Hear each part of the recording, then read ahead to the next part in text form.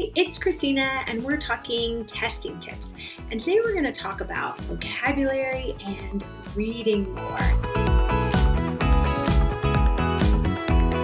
So, I want you to read one short article a week, more if possible.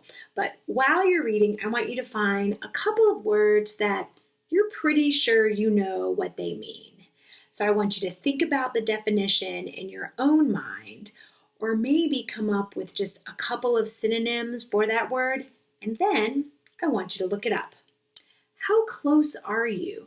What elements maybe of that word did you misunderstand, if any? Now, often we will think that a word is more positive or negative.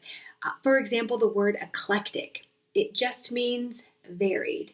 It is neither positive nor negative, but many people tend to think about it as having a negative connotation, yeah? So get out there and keep reading and refining your vocabulary. All right, happy practicing.